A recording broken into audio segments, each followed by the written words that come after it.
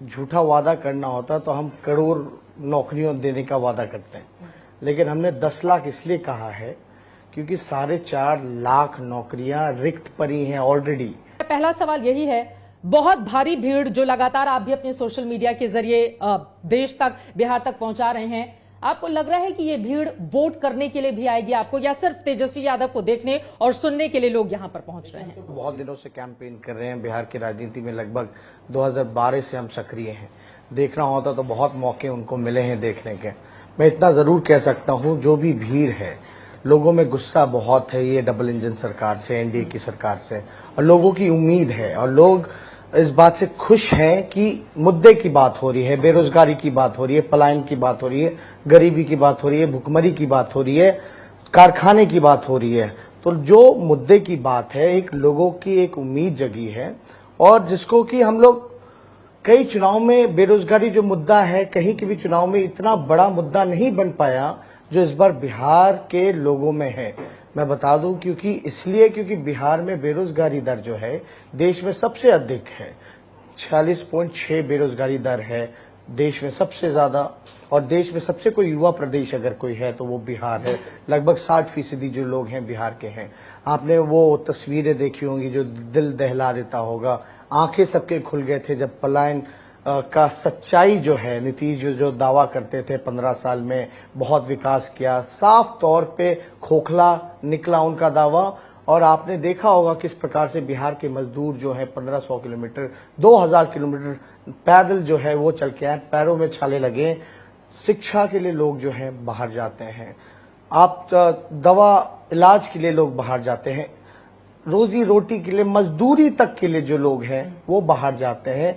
ये स्पष्ट हो गया, यानी लगभग जो पलायन है, बिहार का हर दूसरा परिवार कोई ना कोई सदस्य जो है बाहर जाता है। लेकिन ये इतने बड़े सपने आप दिखा रहे हैं लोगों के बीच में, तेजस्वी जी, ये पूरे कैसे होंगे? आप बोल रहे हैं 10 लाख रोजगार कहां से आएगा? और इसी को लेकर नीतीश कुमार गोपालगंज, जहां पर लालू जी का जन्म भी हुआ था, वहां के गांव में, गोपालगंज में जाकर कहते हैं कि जिस वजह से जेल गए थे वहां से लाएंगे क्या पैसा? इस तरह से वो तंज कस रहे हैं आपके ऊपर। झूठा वादा करना होता तो हम करोड़ नौकरियों देने का वादा करते हैं, लेकिन हमने 10 लाख इसलिए कहा है क्योंकि 4.5 लाख नौकरियां रिक्त पड़ी हैं ऑलरेडी, बजट में प्रोवाइडेड है। मान लो एक मणिपुर एक छोटा सा राज्य है, वहां 1 लाख आबादी पे 1000 से ज्यादा पुलिसकर्मी हैं, लेकिन बिहार में 1 लाख आबादी पे 77 है, 77 है केवल। तो वो खाली पदों को तो भरना ही है। और यूनिवर्सिटी चले जाओ, प्रोफेसर की कमी है, हॉस्पिटल चले जाइए, डॉक्टर्स की कमी है, नर्स की कमी है, जितने लैबोरेटरी में काम करते हैं उन सब स्टाफ्स की कमी है, सिपाही की कमी है, दरोगा की कमी है, जूनियर इंजीनियर का जो पद है लगभग 60% खाली है। तो इन सारे अलग अलग क्षेत्रों में अगर आप जाओगे तो आप 4.5 लाख तो ऑलरेडी जो है वो खाली है। जो 5.5 लाख जो नौकरियां जो हम बता रहे हैं वो सभी राष्ट्र औसत के मुकाबले सभी मानकों को मिलाते हुए मिला के करना है। 10 लाख। अब लोग बोल रहे कि पैसा कहां से आएगा? आप अगर आंकड़ा अगर आप निकालिएगा तो बिहार सरकार का जो बजट है लगभग 2 लाख करोड़ प्लस है, 2 लाख करोड़ प्लस है। 60% ही केवल खर्च हो पाता है, 40% नहीं खर्च होता। 40% जो नहीं खर्च होता, लगभग 80,000 करोड़ रुपए बिहार का खर्च ही नहीं हो पाता, जो ऑलरेडी बजट में है।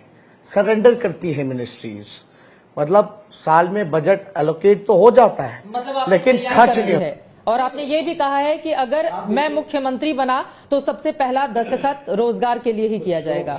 बयान दे रहे हैं जो लोग थक चुके हैं शारीरिक और मानसिक रूप से, जिन लोगों ने 15 साल तक कुछ नहीं किया, एक कारखाना नहीं लगाया। अब बताइए, लैंडलॉक्ड स्टेट का बहाना देते हैं नीतीश कुमार जी, बोलते हैं कि बिहार में कारखाने नहीं लग सकते क्योंकि समुद्र नहीं है। चलो let's compare Bihar with landlocked states. Punjab भी लैंडलॉक्ड है, हरियाणा भी लैंडलॉक्ड है, राजस्थान भी लैंडलॉक्ड है। तो यहाँ के लोग वहाँ के फैक्ट्रियों में क्यों काम करते हैं? तो वहाँ के कारखाने में क्यों?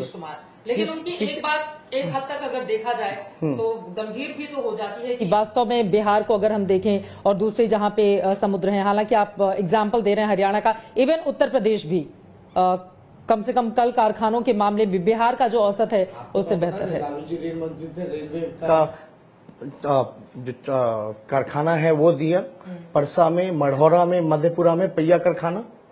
तो आपको लग तो रहा है ये कि बड़े बीजेपी कारखाने बयान हैं। कर रहे हैं? तो जो एकदम पूरी तरीके से, मैं यही तो कह रहा हूं ना, थक चुके हैं। अब उनसे बिहार संभल नहीं रहा। पहले अब कह रहे हैं कि अब जो है अब वो भी युवाओं को रोजगार देंगे, तो दोनों बात कैसे कर रहे हो?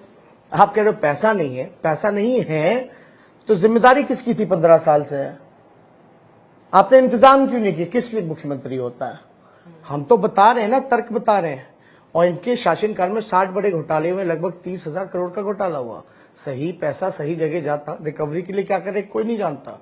तो मतलब आपकी सरकार ने की, तो आपकी क्या ये भी तैयारी है कि जांच कराई जाएगी? 80,000 करोड़ रुपए बिहार का जो बजट में है वो नहीं खर्च हो पा रहा, सरेंडर हो जा रहा है। और सुशील मोदी जी का हमने बयान देखा, कहीं पढ़ा, 58,000 करोड़ बता रहे हैं, तो 80,000 करोड़ तो ये रहा। और 80,000 करोड़ तो 10 लाख पे होगा, मतलब जो 58,000 करोड़ कह रहे हैं वो 10 लाख पे होगा, तो आप समझिए ना 4.5 लाख तो ऑलरेडी खाली आप थी। ये कह रहे हैं कि पूरा बजट हमारे पास है, बजट को लेकर चिंता करने की जरूरत नहीं है। आपने 10 लाख का जो वादा किया है, आपकी सरकार बनेगी तो पूरा हो जाएगा। पॉलिटिकल विल पावर होना चाहिए, इच्छा शक्ति होनी चाहिए। अब तो लोग चांद पे चले गए तो बिहार में कारखाना नौकरी नहीं हो सकता। तो ये लोग जो है 15 साल तक सिर्फ जोड़ गुना भाग करके राजनीति किए हैं। तो 15 साल गिना, तो फिर आप लोग भी तो आ जाएंगे, धन- थोड़ा सा 2015 की भी फिर तो बात होने लगेगी।